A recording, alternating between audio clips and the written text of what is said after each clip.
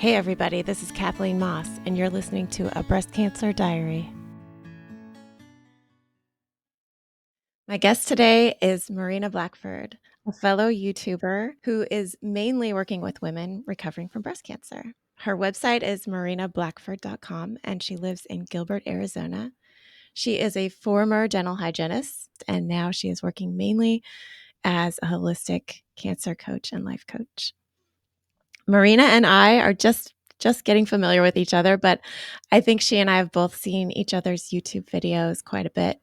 I know that I refer my clients and my YouTube followers to her videos whenever the topic of chemo comes up, because her amazing videos and her most popular videos are about just getting through the day-to-day chemo journey. So if you are going through that season of your breast cancer experience, Marina is going to be an amazing resource for you. So welcome to the podcast, Marina. Thank you. I'm so excited to chat. Marina's website says that her experience includes 31 chemo infusions, 30 radiation therapies, a double mastectomy, a hysterectomy, ovary removal, breast reconstruction, lumpectomies, breast staph infection, port catheters, and IV maintenance. And it's not by mistake that Marina listed her double mastectomy first and her lumpectomy second, because it really did happen in that order. And that's the first thing I want to talk to you about, Marina, today is how did it happen that you had a double mastectomy and then a lumpectomy? How is that even possible? Yeah, it's people always have to ask that one again. Did I get that right? Um, so I'm here to tell you it's possible, and there's life after it. How about that? Let's make sure we explain that. Um, I was 31 when I was diagnosed the first time with breast cancer, 10 years prior to my mom's first diagnosis. So she was 41. And they said, send your daughters at that age 10 years before. So at 31, I went and had first mammogram and genetic testing. Both would come back positive for BRCA1 and cancer. So making the decision to have a double mastectomy for me was an easy decision because my mom at that point had had breast cancer twice. And so I saw the journey of what could be me if I didn't remove my breast. So I made that decision, did reconstruction, and I did nipple sparing reconstruction. And so after that healed and looked good, one of the nipples on the edge had a small lump. And we looked with ultrasound, and like most things, they just said the only way to know for sure is just to remove it. So I agreed to that. And that was probably 2.5 years after my first cancer Okay. journey. I How agreed did to you that. find And it? it was just palpable. You could just feel it. So you went in and asked about it then? At that point, you're monitored so frequently. So I think it was probably like one of my regular 6-month checks. Mhm. And my plastic surgeon was the one that was most concerned, just saying we really just don't know without, a biopsy or tissue removal. So since that was on top of reconstruction, a breast implant, it required being very delicate, in that removal. And they did that successfully. But since that lump was exactly on the edge of a nipple that we saved with reconstruction, it just wouldn't close correctly. And I didn't know that right away. It actually took about 2 months for an infection to pop up. So, and then that's where more of my experience comes with the staph infection and IV antibiotics. So, Oh, wow. yeah. And you were triple negative. Yes. So, removing that lump, I should be clear. So, that was benign, Oh, okay. which was the great news. The downside was it left this opening that we couldn't close without removing the nipple, Oh, is wow. what we'd come to. Okay. Just removing more tissue, leaving the implant out, and doing an IV antibiotic for at least 6 weeks. I think I did a total of 8. And then going back to reconstruction, so I had one breast for some time. Um, but years after that, I would find another new lump on the side of my the other side, near my ribs. So just like if you're taking a shower and you're washing your body with soap under your armpit, that was 3 years ago. Oh, And okay. so that would be the second time that I had breast cancer after having a double mastectomy. I see. So, if I were to learn something from that, it's a couple of things. One, you can have a lump that is benign after having cancer. But when I felt that lump that was near my ribs, um, 5 years later, it was 5 years after the first diagnosis, that one in my mind, I knew. And I know that sounds bad because I am not a doom and gloom person. I think if people go to my YouTube, they'll get a sense of who I am pretty quickly. But that one, I just knew it wasn't supposed to be there. It hadn't been there. Yeah. And I knew I had to call my oncologist Mhm. the next day. So, and that one did turn out to be um, recurrence. We believe a new tumor, but recurrence. Mhm. And it was triple negative. Yeah. And it was considered to be local, so something that hadn't traveled away from your breast tissue. Still in the location of where there was a tumor with my first diagnosis. So, yeah. Okay. And then just recently you had another lump, so a third incidence of lumps. Yeah. Wow. Yeah. Yes. And I'm 40 now. So this all started when I was 31.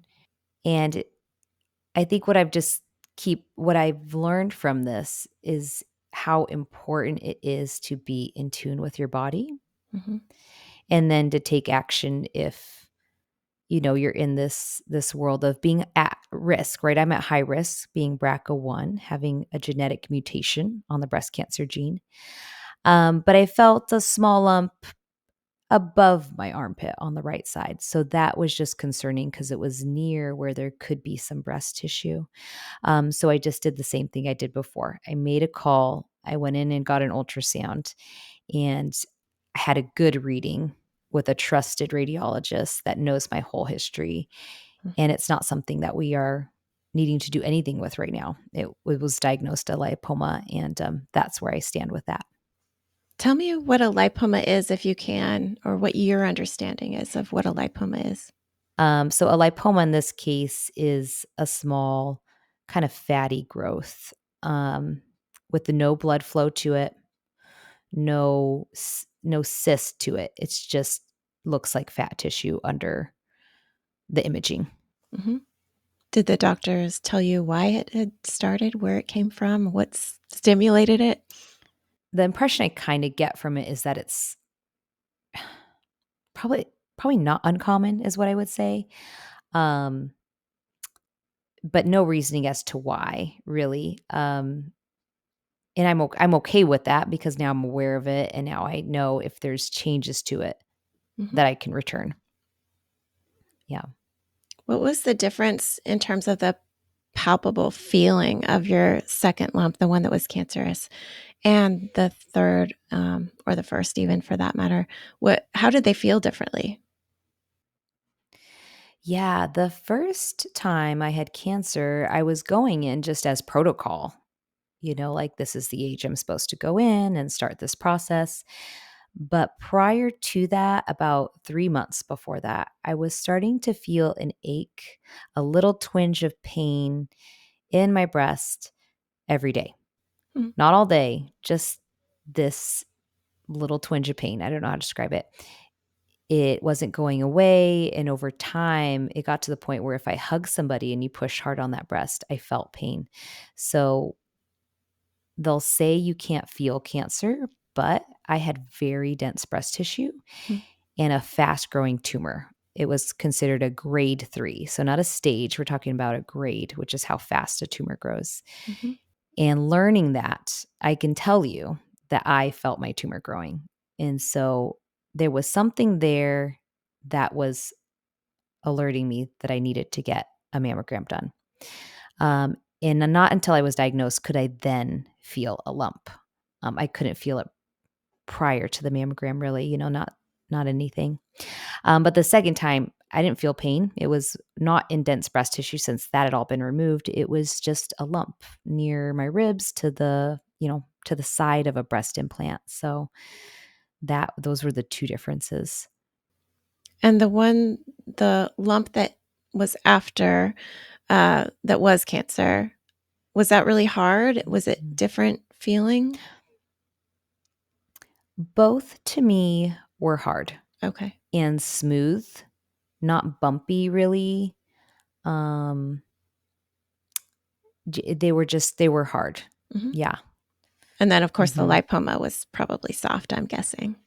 To me, it was a lump, um, and just a little softer and almost maybe a little grainier too, is what I'm Mhm. thinking. And it's funny, since I've had that checked, I actually have a hard time finding the lipoma. So that seems to have gotten better just the way I've experienced it versus the other ones were only getting worse. They were not going away. So that was a huge red flag. Did you have any part of the lipoma removed? No, and that is where you have to make decisions on this journey. You can look at what other people are doing, you can talk to your doctors, and then in your heart you have to just go with what you feels right. So for me, I felt it was fine to leave it and my doctor felt it was fine to leave it, and that's just where it's at. I'm a big advocate for like, if you need a biopsy, you need a biopsy.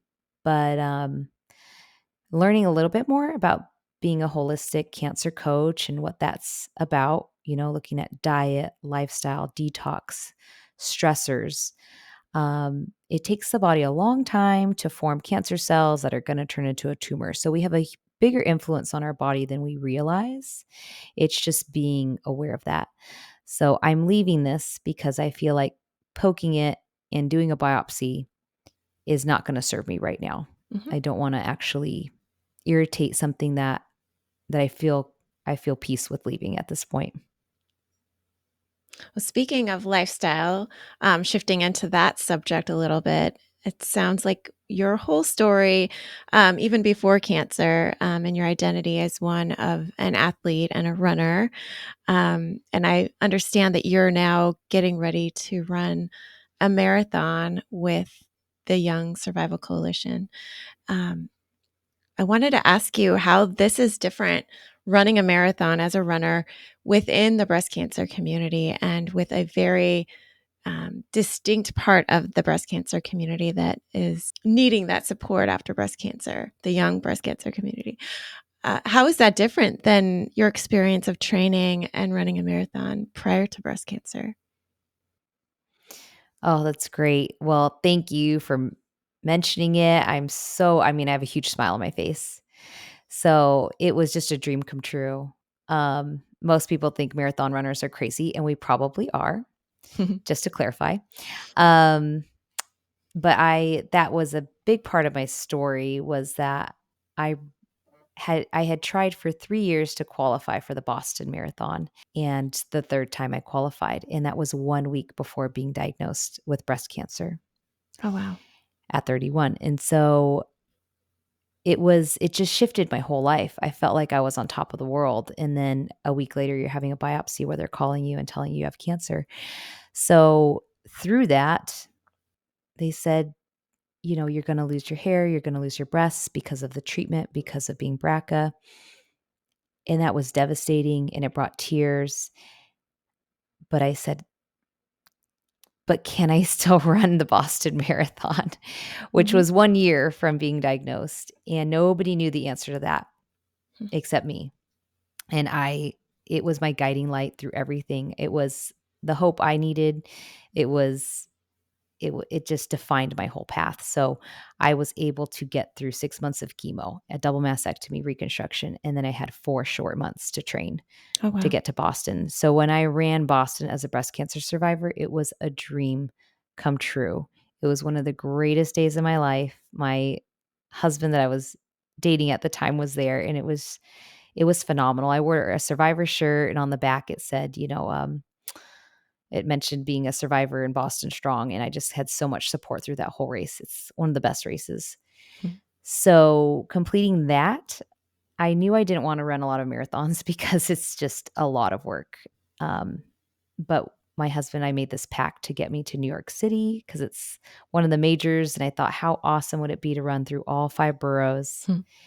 And he just said, "We should get you there by 40." We just threw out this number, so this year I turned 40 and the YSC made a post last day to apply, and I did, and I got the call. So it feels very serendipitous to run this and now represent a breast cancer charity. I mean, it's every journey's been just so full circle for me. How does that work? How does YSC run their team, and how are you representing them? And do they help you train? And do you train with the other ones that are on their team? Right, there are 6 of us, so, there are a handful of charities that get race bibs to run in these major marathons because most of the time you have to qualify and you have to be very fast, and, to be honest, I'm not fast enough to qualify for New York. It's a big deal. So they have some charities and then they kind of open it up to some more charities, but very limited. So they obtained 5 race bibs and had all those seats filled from women from all over the country, some survivors and some that have just are supporting a sister or something that's been diagnosed. Mhm. But they called me because they obtained an extra race bib. So it was even like a somehow I snuck in. Wow. But running for them involves raising money. So there's a minimum to raise, and I am, like, almost there. I will definitely link to your fundraising link in the show notes so that people can support you with that. Tell me the date of the marathon just so we can make sure and get it in before. November 3rd Okay. is the We should be able to. TSC, yeah, New York City Marathon. It airs on ESPN. You probably won't see me, you'll see incredibly fast people, but it's a really beautiful race to actually watch because you get to see so much of the city, and it's just really it's great. You get to see Brooklyn, and it starts in Staten Island and you end in Central Park, so Wow. it's How really cool. fun. Good for you. And then are Mhm. you training with those other 5 women? We have had virtual meetups, and we're each kinda doing our own training. I think we had plans to do more virtual encouragement, but the YSC just completed their big summit that they have in September every year, so they had a lot of energy on that, but, if you wanna look up YSC separately, they have online virtual support groups and they do an in-person huge wellness experience every year. So they just completed that. So how well do you know those other 5 women that are a part of their team? Those women I just met this year, Mhm. after getting that call. So I mean, it was really boom, boom, boom. So it was basically I you've mentioned this, but I have been a dental hygienist for 16 years and I have loved that field. I love helping people with their health and talking to people, and that's what hygienists do. But I stepped away from that career end of May to be more of a role at home with my young kids. They're 6 and 4, and I just wanted to be the one to pick them up from school. So this experience has led me to being with my kids more, being able to coach people more one on one on their cancer journey. But when I put in that notice, I received that phone call the next week. So it just felt like I couldn't have said yes to marathon training if I was still doing all the things I was doing. So I let one thing go and another thing came in, and it's just that's how life works. So you just retired from being a dental hygienist this year in the spring. Yes, just this year. Yes, great career. I'm not saying I won't go back, but it just doesn't fit into this season of my life right now to go into a healthcare job where I have to be away from my family. So now I can take my kids to school and I get to do YouTube and coach people. It's been a great opportunity. Well, I wanted to ask you about your spiritual leanings also. It sounds like you've had a lot of intuitive knowledge and intuitive kind of guidance through your cancer story. You were saying that you just knew when that second lump showed up that it was the real thing. Somehow you just had an awareness. Um, and I call that spirituality. I don't know if everybody does. It could just be called Mhm. intuition, but I remember in one of your more recent videos, you talked about how you found your faith through your cancer experience and that cancer kind of drew you into the realm of spirituality and faith and your new community there. And I wanted to hear that part of your story too, and also about just how that has enhanced the cancer recovery experience for you. I love that you asked this because it's thought provoking for me, because it's been such a journey. But I grew up in Tucson, Arizona. I went to cute private school, and we went to mass, and so I've always believed in God. But I think sometimes we get caught up in the more of like the rituals of religion, the holidays, and not so much the meaning. And you put this so well. So you're giving me an aha moment. But I think that when we are in tune with our intuition, that is absolutely a spiritual experience because oftentimes we're looking for answers outside of ourself, especially on the cancer journey. We want something else to make us feel better. And I mean, sure, there's medicine and food, um, but I think so much comes from within. And so after having cancer, after having the lumpectomy that turned into a staph infection, which was honestly not worse than having cancer, but logistically worse. I mean, I was working, I had a baby, and I had a fanny pack with this IV running through me. It was just a nightmare. And I stepped foot into church on Easter. My son was about a year, and I just found a local Christian church. I didn't want to overthink it. I just had been driving by one on my way to work, and I said, "Let's just go there." And there was a it was just a moment being in a service where the music was so powerful. I felt a huge physical release, and I would describe that as a letting go. Which is also how I always have brought stuff to me in life, by the way. When you hold on to an idea so tight, but you're able to release it, it clears that energy to bring it to you. And that moment in church, I found my faith again. I just let it go. I think I let go the anger of having cancer, the frustration of having to go all the through this with the baby, and I just, like, put it down is what it felt like. I didn't realize how much emotion I was carrying still, Mhm. and it was just so important because I would be diagnosed with breast cancer again when I had my 2nd child. So now I have a 2-year-old, a newborn, a 2-month-old, and I found that new lump under my armpit, and I had to start chemo in the year of a pandemic with a 2-year-old and a newborn, and if I didn't have the faith that I had rediscovered, I probably would have fallen apart. And instead, you can go to my YouTube because I vlog that journey and you'll see a new person. Like I literally was a new person. Like when people ask how I could smile through having cancer, I seriously hadn't thought about it until you brought it up on this podcast. It was that. It was that I found that I didn't have to bear the weight of all of this, that I was able to lay it down and just live my life. I love that. Do you feel like it was just something instantaneous and metaphysical that happened to you as an individual, or do you think there was something about the community and talking more about your experience or being prayed for, supported, or anything like that that's more social? Or what do you credit it to? Like, was it just an awareness that descended upon you? I think it was an awareness. It was an awareness, yeah, because I wasn't able to I didn't have to lean into that community as much. I had a good core group of friends and I have family that are all here, my parents and my in-laws. So huge support. It also takes a village to raise children. So I had my village. But attending that service and then, just choosing to go there and learn about God for me was more about the way we would put it is oftentimes growing up, I know I felt this way when it came to God, was I felt like I had to be a good girl to work my way to heaven.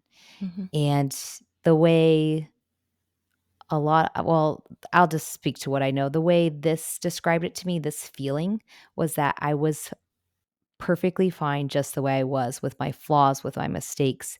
I didn't have to work my way there.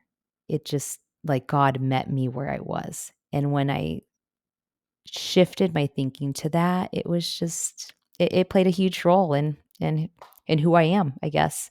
And I actually don't talk about it a lot on my YouTube, but I in my live sometimes stuff might come up where I feel inspired to talk about it because people are kind of asking questions about that. Yeah, that makes sense. The idea of laying your burden down, as kind of the classical hymns would say, um, I really relate to that idea, and that's been a part of my meditation and visualization practice, like, because I am kind of a control freak. And I think most of us breast cancer survivors are. The more I talk to people, the more I feel that I'm not alone in that type A kind of personality type. In my practice of letting go, like you said, and trusting that there is a power bigger than me that has a lot more control over the situation than I do has been so huge. And I know that you are not just a health coach anymore, but you're a women's empowerment coach post breast cancer. Is that a part of your mission now? Like, is that something that you really like to help women work through, finding ways to lay the burden down in their own way? Yes, because similar to you, I think the more I talk to people, coach people, I see commonalities. And that's so on point. Like a lot of us, it's actually very common for me to hear. So I'll say this, a lot of people might come to me and say, I was eating very well, Mhm. or I've made some changes, right? To just less processed foods, more fruits and vegetables, maybe things like exercise. So many exercise is big with type A, by the way. They're like, I've exercised. Why Right. did I get cancer? But most of them will tell you, and it takes time to peel this back because we all having self-awareness is sometimes where you do need a coach, by the way. But having the awareness of that, oh, but I was extremely stressed. Yep. Yep. I was eating my fruits and vegetables and I was working out and but I was absolutely stressed. Either a parent had health issues or had passed away, Yep.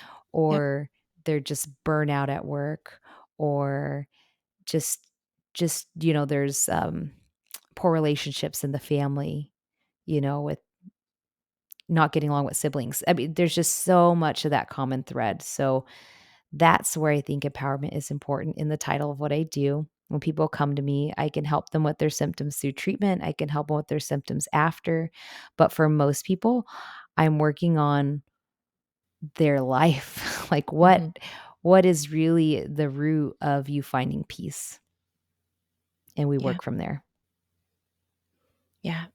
I'm going to pause real quick to talk about Stantal AFC. I have their banner behind me, and I am an advocate and a volunteer for Stantal. And since it is Breast Cancer Month, I wanted to point out that you can find your local flatties, if you're a flatty, in Stantal AFC's website. They have lots of local Facebook groups listed out on their website. They have a map now that they've just developed to point you to your local groups. And if it's not too late to attend a walk, they also have an amazing list of walks where you can go and meet other breast cancer survivors. So I just wanted to give them a free plug. They are not paying for this ad, but since I had the poster just set up behind me, I wanted to point out that they are an amazing resource for anyone that is flat or half flat out there in the breast cancer community, or for those who are thinking about going flat after being unhappy with your implants. And so check out stantalafc.org. Yeah, as a nutritionist, I find that there are two kinds of exercise. You can do your diet perfectly and you still need exercise to be healthy. But if you're stressed out and you're doing chronic cardio because you think that you have to, then it can almost be like a double stress. Like exercise can become stress also if it's done in a way that's too intense. But exercise is really clear. It's better than any drug. It's better than anything we can do pharmaceutically. At the same time, I think you have to be either moderate in your exercise or really managing your stress in a way that exercise takes away from your stress instead of adding to it. Has there ever been a time as a runner that you have felt like your training for various runs has become unhealthy, or do you relate to that idea at all? Oh, I love that question. Yeah, I think that's why I could honestly tell you I don't plan to do probably any more marathons. It's an amazing thing. I mean, I feel like I am naturally built as a runner. I'm just small, petite, and I can just move my legs for a long time. But it takes a lot of time and commitment, but more than that, yeah, it takes a lot out of you. Yeah. And, as a woman that is now postmenopausal, right? I've had a hysterectomy and I say ovaries removed because not everyone's familiar with a bilateral salpingo oophorectomy. Um, but I did that surgery the the year after I had my second diagnosis because of the BRCA1 mutation. It puts me at risk for ovarian cancer. And I have two beautiful kids, and I just didn't want to risk that. So I had that surgery done. So now being a runner postmenopausal, it feels more tiring than it did 10 years ago Sure. when I was doing this. So personally, I think again, if I were to listen to my body, I mean, I think this is an accomplishment to do something that I want to do versus what would be good for me long term. Hmm. I mean, I have found so much peace with just doing yoga, much shorter runs. I do like strength training. I've always liked doing weights, and I having kids really shifted my whole thinking on working out as well because it was really stressful to try and fit that in when you're very tired from kids that don't sleep through the night. Like we have to really honor what season of life we're in.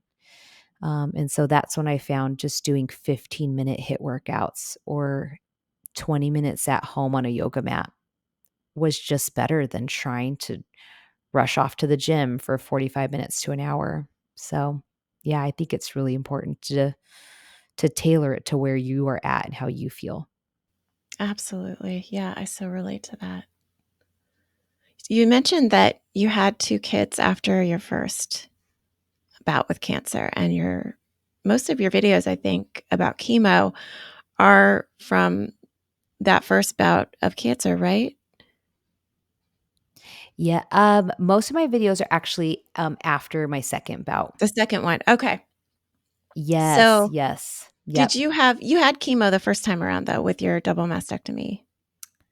I did send I was triple negative each time that I had a cancer diagnosis. So triple negative is, not positive for hormone receptors feeding your tumor, and so or the tumor, excuse me. I'm big about language.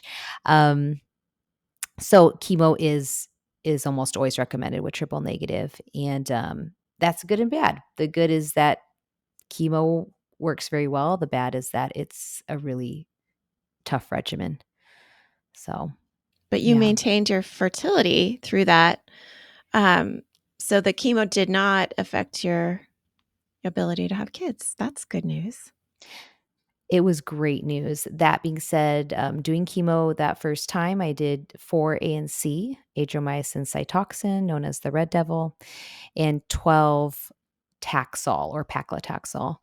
Um, but I did start, very important, I did start Zoladex injections right before starting chemo. So Zoladex is an injection that you will get every 4 weeks to put your body into forced menopause in hopes to protect your ovaries for if you want to have kids after chemo. So it's really important to communicate that when you are starting surgery with your doctors. Are you hoping to have kids after? Is this an option for you?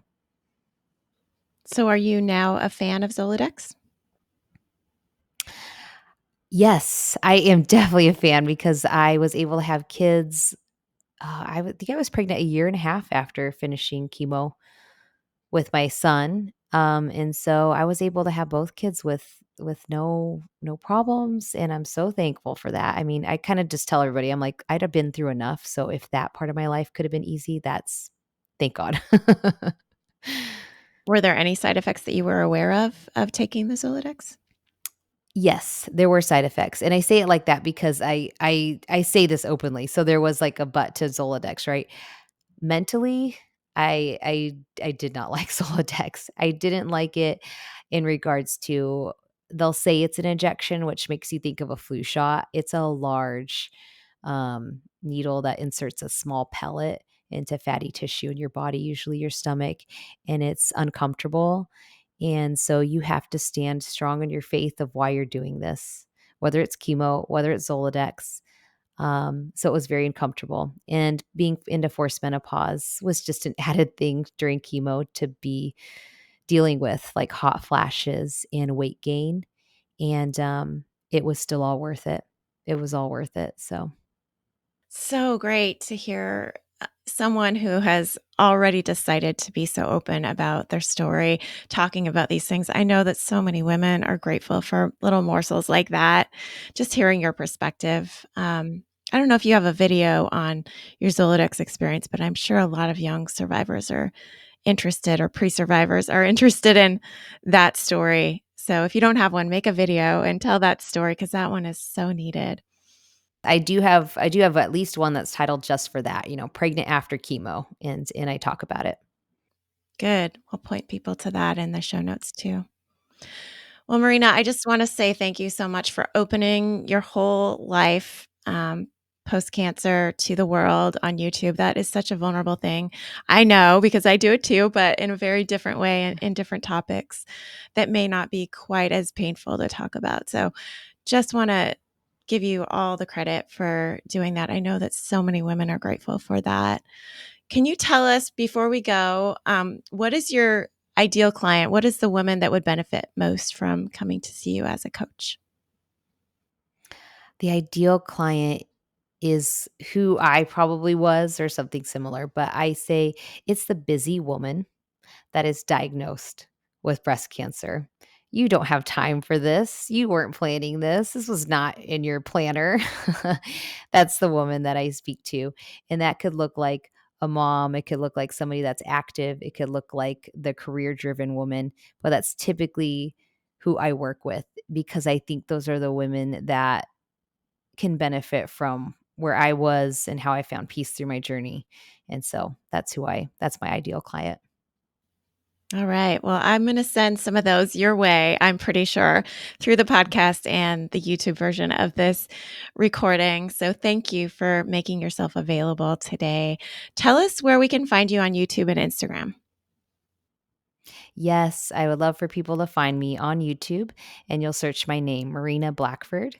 My title is the Beyond Cancer Coach. That is how I feel about us on our journey that we can live beyond cancer at any point on this journey. You're not a title, you're not just a fighter or survivor. You're a person that deserves to live well.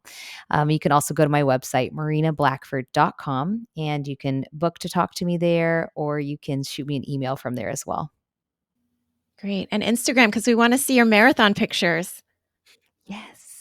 Yes, you can find me on Instagram. Same thing, at Marina Blackford. You're going to get more of just who I am, my family, running, all of it, and beyond cancer coach.